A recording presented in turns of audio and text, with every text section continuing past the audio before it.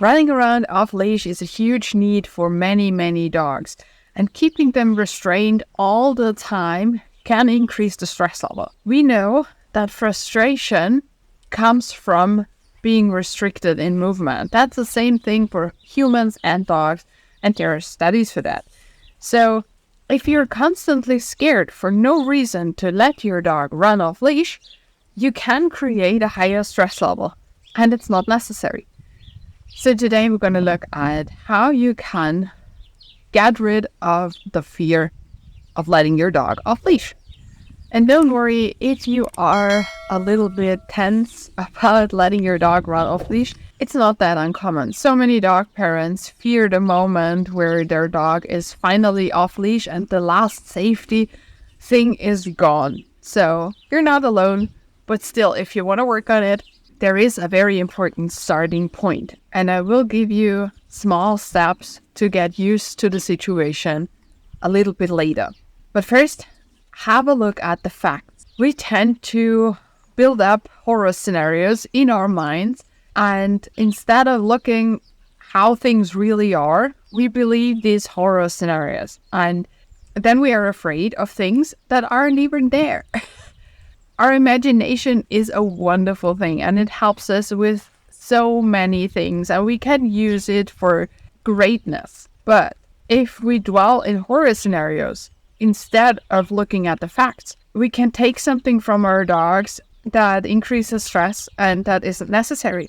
So if you want to really know if your dog's recall works, write down how often you recall your dog and write down how often your dog listens. And don't try to call your dog 100,000 times on one walk, because again, that can be frustrating, right? We rip our dogs out of whatever they wanted to do to ask them to come to us.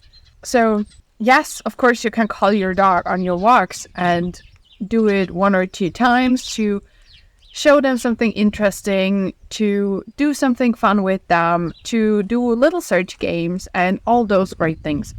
But don't do it too often. And look at how often your dog responds. And if you walk in different areas and at different times and in different situations, you can also know when your dog responds best and where your dog responds best. So what distractions are there?